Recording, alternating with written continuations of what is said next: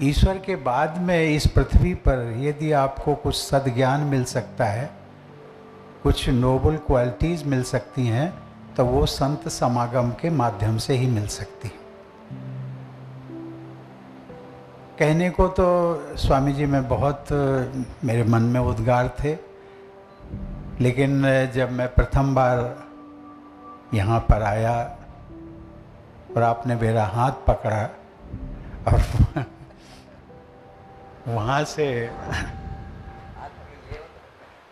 से लेकर के आए, तो मुझे ऐसा लगा कि शायद मुझे जिसकी तलाश थी वो मुझे मिल गया।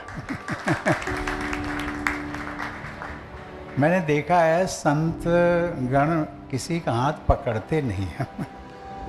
वो दूर से कहते हैं आप प्रणाम करिए और मेरा आशीर्वाद। लेकिन एक विचित्र स्थिति थी, तो मैं उसका बार बार उसका विश्लेषण करता रहा कि ऐसी क्या बात थी कि मैं वहाँ गया, पूज्य स्वामी जी ने मेरा हाथ पकड़ा। और वही चीज़ आज मुझे जब एक अवसर मिला सूरत आने का एक सोशल फंक्शन में, तो मुझे लगा कि मैंने राकेश भाई को कहा कि हम वहाँ चलेंगे और जितना हो सकता है सत्संग करेंगे। स्वामी जी, ये उस दिन में मैंने थोड़ा सा कहा था कि जो मानव जाति है वो ईश्वर की सबसे श्रेष्ठतम उनकी कार्यशैली के अनुसार श्रेष्ठतम क्रिएशन है। इससे अच्छा और क्रिएशन किसी भी जीव जंतु और किसी में इस पृथ्वी पर नहीं है।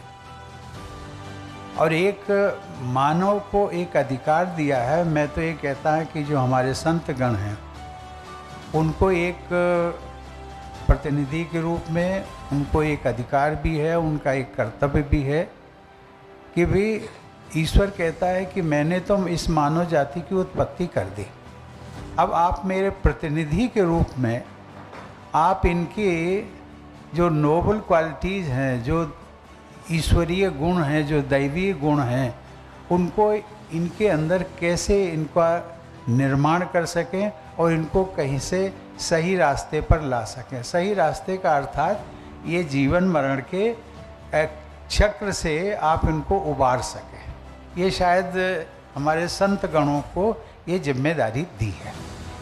और हमारी संत परंपरा में अब ये गुरुकुल भी एक परंपरा उसी से जुड़ी हुई है, क्योंकि जहाँ संत होते हैं वहाँ गुरुकुल ही। और सही मायने में जो हमारी भारतीय संस्कृति कही जाती है वसुधैव कुटुंबकम, ये कुटुंब की जो बात आई, आज जब मैंने स्वामी जी आप सबके निवास स्थान पर मैं गया तो मुझे स्वयं लगा कि भाई इन संत गणों के पास क्या है, कोई इनकी आसक्ति जिसमें ग्लैमर होती है, सत्ता होता है, उनमें ग्लैमर होता है, लोग आते हैं, लेकिन जिसके पास आते हैं उसकी स्थिति क्या होती है।